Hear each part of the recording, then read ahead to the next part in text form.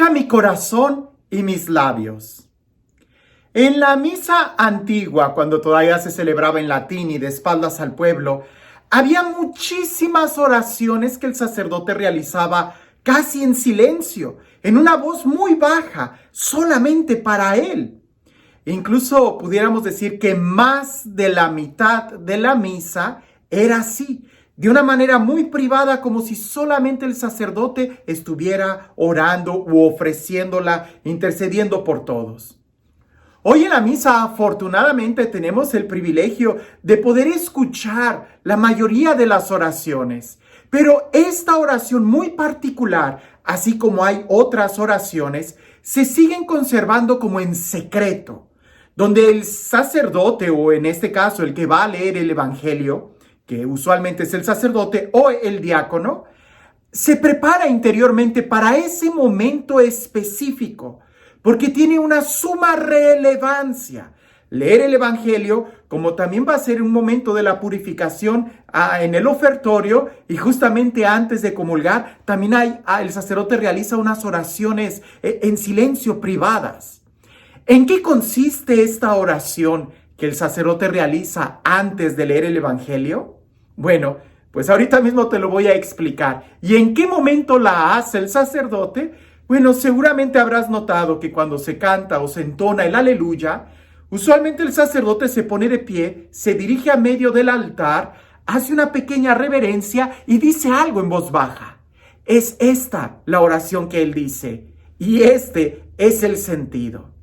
Para poder entenderlo mejor, habría que ir un poco en el Antiguo Testamento y entender que nadie podía ver a Dios y seguir viviendo. Hay muchos textos en el Antiguo Testamento en donde nos habla, por ejemplo, el texto de Elías cuando va a tener un encuentro con Dios en el Tabor. Dice el texto que Dios le pone la mano, pareciese que en los ojos, y él pasó y solamente pudo ver la espalda, porque nadie podía ver a Dios y seguir viviendo. Resulta que el profeta Isaías tuvo un encuentro muy fuerte con Dios, a tal grado que él gritó diciendo: estoy condenado a la muerte porque soy un hombre de labios impuros y he contemplado a Dios.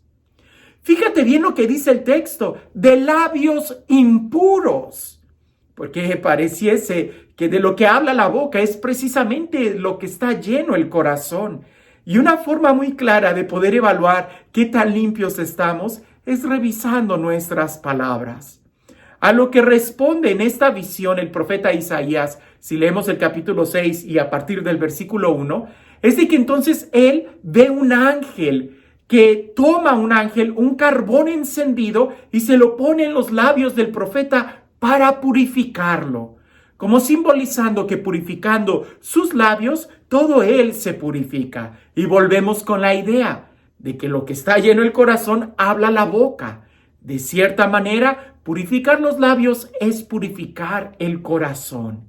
Y en ese momento, cuando el sacerdote hace esa oración en secreto, que es esta la oración que él dice: purifica mi corazón y mis labios, Dios Todopoderoso, para que pueda anunciar dignamente tu evangelio.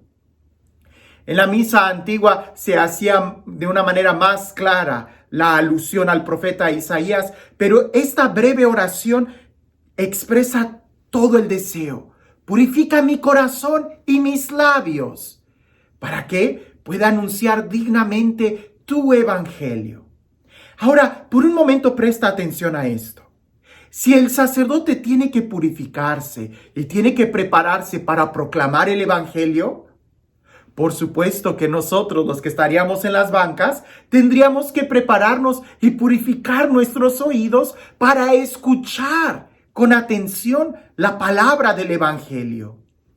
Entre toda la Sagrada Escritura, el evangelio tiene una relevancia por hablar directamente de la obra salvadora de Cristo.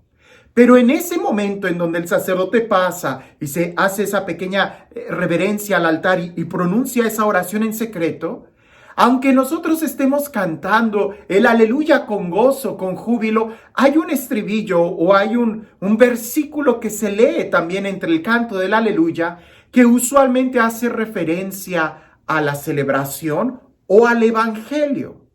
En ese momento nuestra actitud debiera de ser de alguien que quiere escuchar la voz de Dios. Lo que te voy a decir es muy importante, porque hay una diferencia en el lenguaje griego sobre la palabra logos, que es la que encontramos muy seguido en el evangelio, que Jesús es la palabra, el logos. Jesús es el logos, la palabra. Pero esa palabra que se lee se tiene que convertir en rema. Y ese rema es palabra, pero palabra dirigida a alguien. Nuevamente, el logos es palabra, pero palabra anunciada a todos. El rema es palabra dirigida a alguien específico. De tal manera que en la misa, aunque se pronuncie el logos, palabra a todos, en nuestros oídos se tiene que convertir en un rema, en una palabra que va directa a nuestro corazón. Y ese es nuestro esfuerzo, el tener que prestar una singular atención a ese momento. Sorprende, y es una buena pregunta el que nosotros nos hagamos. ¿Por qué si hay tantas personas que leen el evangelio o tantas personas que van a misa y escuchan la palabra de Dios, ¿por qué no se convierten? Pues porque precisamente la escuchan como un simple logos, una palabra que va dirigida a todos y como por ahí dicen, pues quien le caiga el saco que se lo ponga. No, es que nuestra actitud no debiera de ser como simplemente escuchar una historia, sino escucharlo a Él que habla de mi historia. Porque en la historia de la salvación, si Jesús es el protagonista, indudablemente tú eres la segunda persona importante en esta historia, porque todo lo que Él hizo fue por ti. Es decir, por cada uno de nosotros. Pero nuestra actitud es de alguien que quiere escuchar, de alguien quien recibe, de alguien a quien la palabra interpela.